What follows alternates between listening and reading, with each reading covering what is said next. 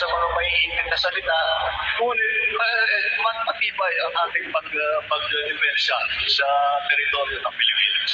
Iniiwasan ng Pilipinas na lumikha ng anumang gulo sa West Philippine Sea, ngunit binigyan din ni Pangulong Ferdinand Marcos Jr. na hindi naman maaaring pabayaan na lang ang karapatan ng bansa sa rehiyon. Ito ang binigyan din ni Pangulong Marcos ng tanungin ukol sa ipinatanggal niyang floating barrier sa Scarborough Shoal. Nakahuli sila ng 164 tons na isda. So, sa isang araw pa lang yun ang nawawala sa ating mga fisherman. Kaya hindi naman pare na lalagyan ng barrier na gano'n. At maliwanag naman ay nasa loob ng Pilipinas siya. Ang Scarborough Shoal o Baho de Masinloc ay nasa loob ng exclusive economic zone ng bansa. Batay na rin sa 2016 arbitral ruling, may karapatan ng Pilipinas na mangisda sa bahagi na ito ng karagatan ng bansa. Nel Maribuhok, UNTV News and Rescue, Diyos ang aming sandigan, serbisyo publiko ang aming pinahalagahan. Magandang araw Pilipinas, narin naman ho si Dabsmas at aring nga ho ang aking content ngayon. Gaya nga ho na sinabi ng ating butihing presidente at kailangan ho talaga nating panindigan ang ating bansang nasasakupan.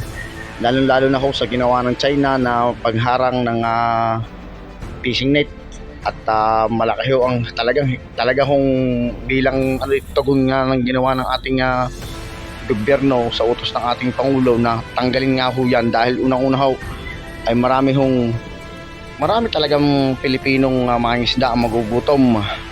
Gaya na nga lang na rin Pinoy na tumatapang na dahil sa ginagawa nga ng China na pagpapalaki sa kanila ay siyempre may pamilya yan.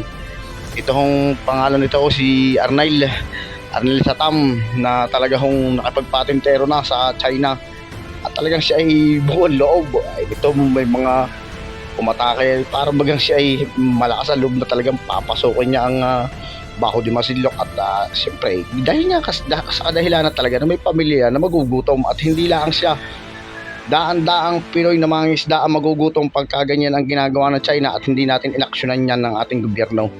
Kaya kung ikaw ay magaling na senator Robin Hood ay tignan mo ang mga nangyayari sa kapwa Pilipino mo, hindi yung sasabihin mong pro yung ikaw ay kailangan ay dugong China at magpapasalamat tayo. Ikaw man ay dugong China, ako man ay dugong Amerika o kung sino man ay dugong Japan at kung sino-sino man, kahit may dugukan China, kahit sabihin natin na ikaw nga ay tinatawag na half Pinoy, half Chinese at dito ka naman lumalaki sa bansa natin, ay kakakibat mo ang pag-suporta sa ating bansa dahil dito ka lumalaki at dito ka nakikinabang sa bansang ito. Na ang sabi nga ng mga sa kanta sa bayang sa lupang hinirang ay ang mamatay ng dahil sa iyo. Kung ikaw ay may nalalantay sa iyong dugong Pinoy ay dapat isaalang-alam yan sa isip at sa puso. At ganun lang ho kasimple yun. Gaya nga ho na rin ginawa nga ni Arnel Satam na talagang malakas loob na talagang siya ay sumuong sa gitna ng alam niya siya ay magiging alanganin dahil nga ho yan sa pamilya na kanyang pamilya na magugutom. Ayun, ganun lang ho yan. Ayan, yan ho si Arnel Satam. At hindi lang ho yun matindi ho ang ginagawa na ng China. Hindi ko lang ho alam kung anong lugar yung sinira na corals at sasabihin ay gumagawa ang bansang Pilipinas ng political drama para mapansin ng bansang iba or nakakaraming bansa dahil ay pangita naman kahit ito ay hindi tanga ang mga tao sa mundong ibabaw dahil kung anong ginagawa ninyong panggigipit ng China din ay kita ito na nga lang wala naman talagang laban ang Pilipinas. Ang pinakasandata na nga lang natin ay ang ginagawang pagbibideo dahil yan ay nakakarating sa buong mundo at nakikita ng iba't ibang bansa yung ginagawang panggigipit ng China. Ayun, ganun lang ho, ay pangita naman. At take note to, kaya ho kung nagsasalita ng ganito ay tayo ho ay nasa bansang malaya. At malaya po tayo magpahayag ng ating saloobin. At yun lang ho, ang aking masasabi din ay ngayon ho ay napatawa naman ako at talagang nagiging proud at kahit paano ay talagang nasusolusyonan na ng ating gobyerno. Sasabihin ko lang din ho sa ating butihing Senator Robin Hood kung kailangan na ba talaga natin tulungan tayo at humingi tayo ng tulong ng ibang bansa, ay kailangan ho natin, dahil nung tayo ay sakupin na ng China at lagyan na yung mga bakura natin ng kanilang mga tinatawag na teritoryo or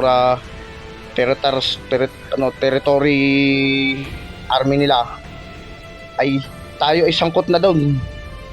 Tayo ay sinakop na tayo noon, kaya tayo ay involved na. Yan po ang aking masasabi sa sitwasyong ito. Tayo ho ay talagang kasali na at maaari tayo maipit na sa ganyang sitwasyon na gera.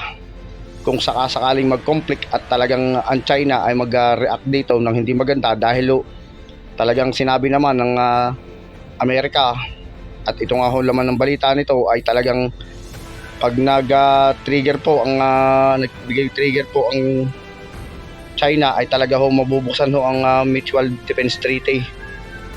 Kahit po anong ginagawin pansalakay, ayun, ganun ho katinday. At ito lang ho naman ang akin, manindigan ho tayong bawat Pilipino. Ayaw po natin ng gera, at yan po kahit naman po sinaw.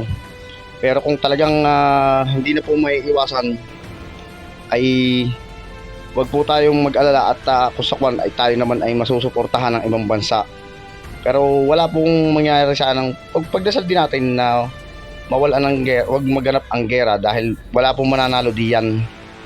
At kaawa-awa dyan nga ang gaya natin ng mga sibilyan. Kaya nga lamang ay minsan ako nag-iisip nga din sa mga diskarte ng ating mga, tayo naman ho hindi pro China hindi rin tayo pro Amerika.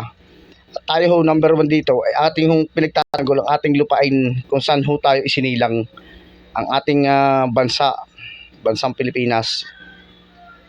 Ayun. At nga ho yung sinasabi kong mga nasira na rin na corals at talaga hong naanod na yan. Gano'n ho katindi yan, ay bago pa ho mapaganda yun ay daang taon. At ito lang po, maraming po salamat.